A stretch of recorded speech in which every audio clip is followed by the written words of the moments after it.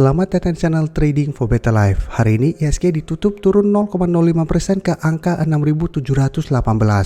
Selain video ini, kami juga akan upload video lagi pada jam 8 malam nanti akan membahas saham agro yang hari ini naik sangat tinggi. Dan di video ini saya coba menganalisa dua saham yang kembali diakumulasi Bapak Loh Keng Hong di awal semester 2 ini. Semoga analisa yang diberikan ini bisa bermanfaat dan membantu teman-teman dalam mengambil keputusan. Untuk teman-teman mau request saham untuk dianalisa, bisa like dan komentar pada posting Instagram Trading for Better Life yang dipost setiap hari Jumat. Dan bagi teman-teman yang belum subscribe channel ini, silahkan tekan tombol subscribe agar tidak ketinggalan informasi dan analisa saham terbaru yang akan diupload setiap harinya. Sebelum saya memulai analisa, kita lihat dulu artikel berita ini dengan judul Loh Keng Hong tancap gas borong saham awal semester 2 tahun 2022. Jadi sekarang kita coba lihat sekilas saham-saham apa saja yang diborong Bapak Loh Keng Hong di awal semester 2 ini. Saham pertama yang dibeli Bapak Loh Keng Hong kembali adalah saham BMTR. Bisa kita baca di sini pada saat tanggal 4 Juli kepemilikannya itu 6,37, pada saat tanggal 5 Juli naik ke 6,38. Dan saham kedua bisa kita lihat yang dibeli Bapak Loh Keng Hong itu adalah saham Cefin. Bisa kita baca sekilas di sini. Bapak Loh Keng Hong kembali ke jajaran pemegang saham terbesar Cefin setara dengan 5,6% pada tanggal 6 Juli. Jadi tanggal 6 Juli Bapak Loh Keng Hong menambah kepemilikan saham Cefin sehingga jadi 5,6%, dan tanggal 7 Juli kembali dibeli lagi dan naik ke 5,7%. Jadi pertama 5,6, satu hari berikutnya jadi 5,7%. Tidak berhenti di situ, Bapak Loh Keng Hong kembali menambah 1 juta lebih saham Cefin pada tanggal 8 Juli tahun ini. Sehingga kepemilikannya naik menjadi 5,12%. Jadi dua saham ini pada awal Juli dibeli Bapak Loh Keng Hong. Dan bisa kita lihat ada disinggung juga kepemilikan Bapak Loh Keng Hong pada saham PNLF. Sekarang kita coba lihat grafik dari saham-saham yang dibeli Bapak Loh Keng Hong ini. Jadi kita sekarang coba fokus ke teknikalnya. Yang pertama, saham BMTR bisa kita lihat hari ini turun 2% lebih ke harga 282. Cara tren memang untuk tren jangka pendek BMTR masih bergerak sideways karena masih gagal naik melewati resisten di harga 300. Bisa kita lihat beberapa kali mencoba untuk break harga 300, BMTR selalu gagal break. Tapi untuk tren jangka menengah bisa kita lihat saham BMTR trennya masih bagus karena masih kuat berada di atas garis EMA 50 dan 150. Untuk garis EMA 50 saat ini di sekitar harga 276. Garis EMA 150 di sekitar harga 268. Dan saat ini untuk support terdekat bisa kita lihat di sekitar harga 280.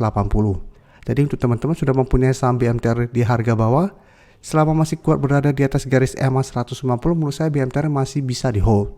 Sedangkan untuk teman-teman yang saat ini baru mau entry, bisa tunggu kembali di sekitar garis EMA 50 sampai daerah support 280 untuk entry-nya.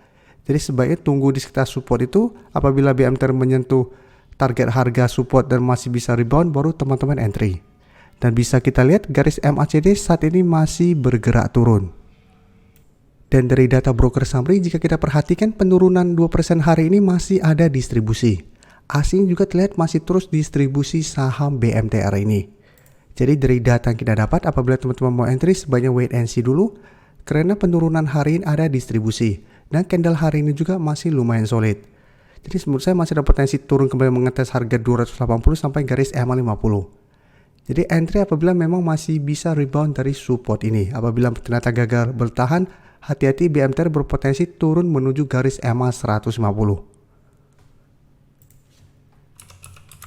Berikutnya bisa kita lihat saham Cefin. Saham Cefin hari ini juga turun 2% lebih ke harga 276.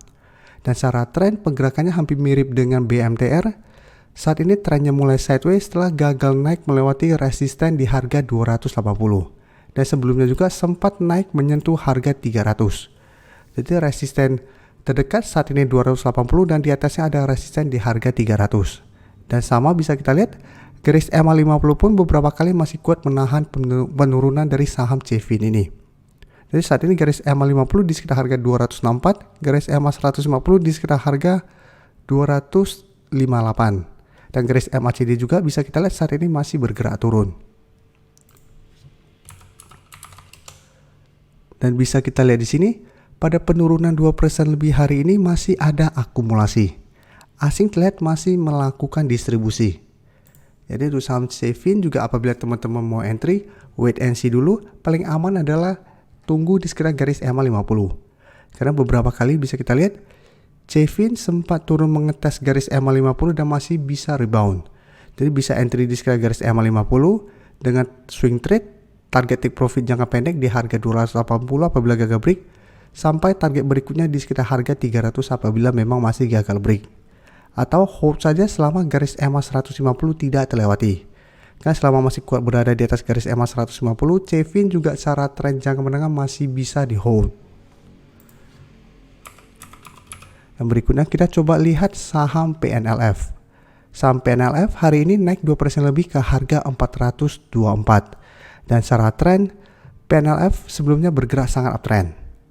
Setelah bergerak sangat uptrend, bisa kita lihat dalam beberapa minggu ini memang terlihat sideways setelah gagal naik melewati resisten di harga 430.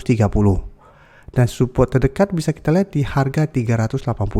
Jadi setelah gagal break, PNLF mulai sideways dan bergerak di range harga 380 sampai 430. Dan garis MACD terlihat saat ini mulai bergerak turun. Dan dari data broker summary, jika kita perhatikan kenaikan 2% lebih ini masih ada akumulasi, asing terlihat masih terus distribusi saham ini. Jadi dari data yang kita dapat, saya lihat PNLF juga masih ada potensi untuk mencoba naik menembus resisten 430 minggu ini. Apabila berhasil break, maka target berikutnya itu di 450 sampai 460. Jadi range harga ini apabila berhasil break, ada potensi menuju target harga ini. Jadi untuk teman-teman yang saat ini baru mau entry, wait and see dulu, bisa buy on breakout atau tunggu kembali di sekitar support 380 untuk entry-nya. Dan semua juga masih bisa hold apabila teman-teman sudah berhasil membeli di harga bawah selama garis uptrend-nya belum patah. Atau teman-teman mau hold selama harga 380 tidak terlewati pun masih oke. Dan berikutnya GJTL, salah satu saham yang dipunya Bapak Loh Keng Hong juga, bisa kita lihat hari ini turun 0,72% ke harga 685. Dan bisa kita lihat secara grafik memang GJTL dalam 1-2 minggu terakhir ini terlihat mulai melemah. Tapi secara tren juga masih bagus karena masih kuat berada di atas garis EMA 50 dan 150. Apalagi bisa kita lihat garis EMA 50 telah berpotongan dan mengarah ke atas. Jadi saat ini support terdekat di harga 680, support EMA 50 di sekitar harga 670, dan support garis EMA 150 pun sama di 670. Dan garis MACD terlihat juga masih bergerak turun. Dan dari data broker summary, jika kita lihat penurunan hari ini juga masih ada akumulasi. Asing 3 hari terakhir juga masuk akumulasi saham GJTL. Jadi dari data yang kita dapat, GJTL juga masih bisa dipantau untuk entry. Bisa tunggu di sekitar support 680, tapi paling aman adalah tunggu kembali di sekitar garis EMA 50 dan 150 ini. Karena sebelumnya juga bisa kita lihat GJTL juga sempat turun mengetes garis EMA 50 dan 150 dan masih bisa rebound kembali.